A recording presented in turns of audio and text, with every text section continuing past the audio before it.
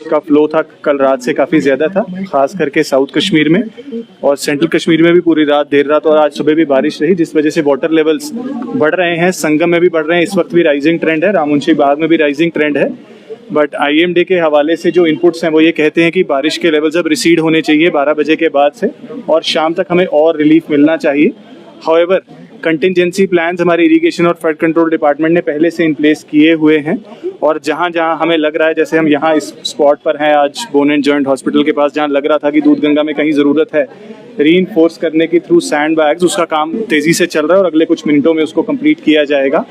इसी तरीके से जो साउथ कश्मीर के कुछ इलाके हैं जहाँ कहीं कहीं लो लाइंग एरियाज़ में इवैक्यूएशन की ज़रूरत थी, डिस्ट्रिक्ट डिजास्टर टीम्स जो हैं वो इन प्लेस हैं और DCs की सिधारत में कहीं कहीं शिफ्ट किया गया है कुछ फैमिलीज़ को और DC श्रीनगर और इनकी टीम भी सारे डिस्ट्रिक्ट के अंदर कंटिजेंसी प्लान्स को इन प्लेस किया हुआ है। पुलिस है, CRPF, SDRF की टीम्स इन प्लेस हैं। हमारे इमरजेंसी ऑपरेशन सेंटर्स काम कर रहे हैं, हमारे पावर सेंटर्स, हमारे power systems up and running है, telecom services are okay. Hopefully things should B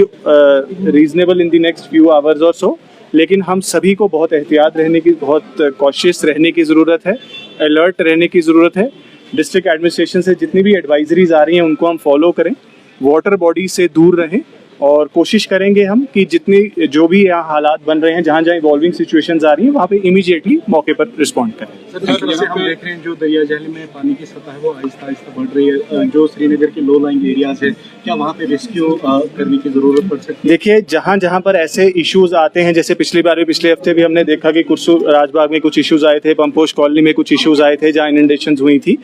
D साहब की टीम्स में पिछले बार भी वहीं पर इमीडिएटली रिपोर्ट किया था और SDRF की बोट्स के जरिए कहीं कहीं रेस्क्यू ऑपरेशंस भी किए गए थे।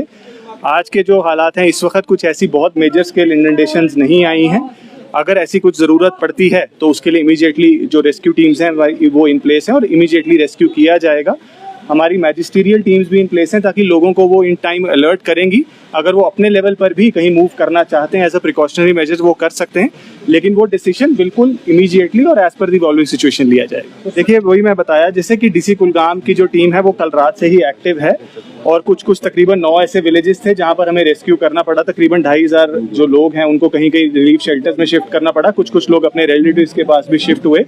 क्योंकि वैशू नाला के अंदर जो फ्लो था वो ज़्यादा चल रहा था, डेंजर लेवल्स के पास था। अभी भी इस वक्त भी जो है बारिश के हालात साउथ कश्मीर में बने हुए हैं, पर जो IMD का अनुमान है कि अगले कुछ घंटों में काफ़ी उसमें रिलीफ मिलने की ज़रूरत है। बट फिलहाल अनंतनाग में और कुलगाम में जहाँ जहाँ लो लाइंग एरियाज में इंडेशन हम महसूस कर रहे हैं वहाँ पर जो है इवैक्यूएशन जो प्रोटोकॉल्स हैं उनको लागू में किया जा रहा है। ये ऐसा है कि सिचुएशन जो है बड़ी डायनेमिक है, जैसा हम देखते हैं वाटर लेवल्स अगर इस वक्त बढ़ रहे हैं, लेकिन जो अगर IMD के फोरकास्ट के हिसाब से चलें और शाम को रिसीड होने शुरू होते तो मैं समझता हूँ कि सिचुएशन वापस से नॉर्मल की तरफ जाएगी। अगर कुछ ऐसी हालात बनती हैं कि हमें और कुछ कंटिजेंसी मेजर इन प्लेस करने या आगे के लिए कुछ फैसला करना है, वो कॉम्पिटेंट अथॉरिटीज मौके पर फैसला लें।